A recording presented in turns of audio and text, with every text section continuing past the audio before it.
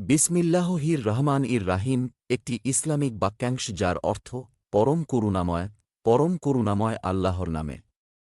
এটি একটি সাধারণ আমন্ত্রণ যা প্রার্থনা এবং দৈনন্দিন কার্যক্রম সহ কর্ম শুরু করার আগে মুসলমানদের দ্বারা পাঠ করা হয়। বাক্যটি বিসমিল্লাহ নামেও পরিচিত। বিস্তারিত আক্ষরিক অনুবাদ: বিসমিল্লাহ মানে আল্লাহর নামে। আর রহমান অনুবাদ করে পরম করুণাময় এবং আর রহিম অর্থ পরম করুণাময়।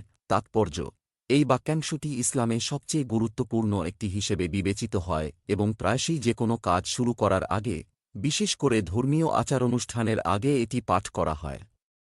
সংক্ষিপ্ত রূপ: বিসমিল্লাহ হল বিসমিল্লাহির রহমানির রহিম এর সংক্ষিপ্ত রূপ।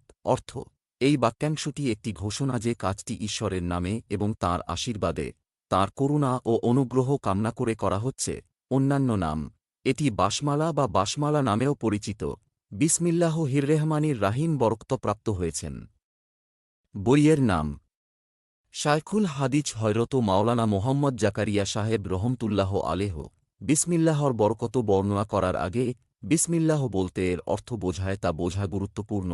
বিসমিল্লাহ শব্দের অর্থ আল্লাহর নাম দিয়ে শুরু করা।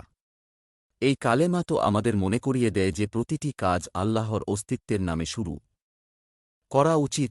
বিসমিল্লাহর বরকত বর্ণনা করার সময় আমরা বলতে পারি যে, যখনই আমরা বিসমিল্লাহ বলে কোনো কাজ শুরু করি, তখনই আমরা আমাদের কাজকে আল্লাহর রহমত ও আশীর্বাদের সাথে যুক্ত করি।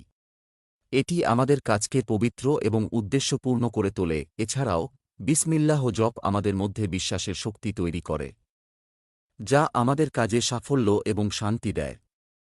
এটি আমাদের হৃদয়কে উষ্ণ করে এবং আল্লাহকে স্মরণ করতে অনুপ্রাণিত করে। অতএব প্রতিটি মুসলিমের জন্য বিসমিল্লাহ দিয়ে তার প্রতিটি কাজ শুরু করা আবশ্যক, যাতে সে আল্লাহর রহমত ও রহমতের অধিকারী হতে পারে। যখন তিলাওয়াল কুরআন শরীফ পড়া শুরু করবেন, তখন আউবিল্লাহ এবং বিসমিল্লাহ উভয় বাক্যই পড়তে হবে। হাদিসে: দরজা বন্ধ করার সময় বিসমিল্লাহ পড়ুন, চিরাগ খোলার সময় বিসমিল্লাহ পড়ুন, হাদিসের ঢাকনা বন্ধ করার সময় বিসমিল্লাহ পড়ুন, খাবার খাও, করো, পানি পান করো, ভ্রমণে যাও, যাত্রায় যাও অথবা যাত্রা থেকে নামো, বিসমিল্লাহ।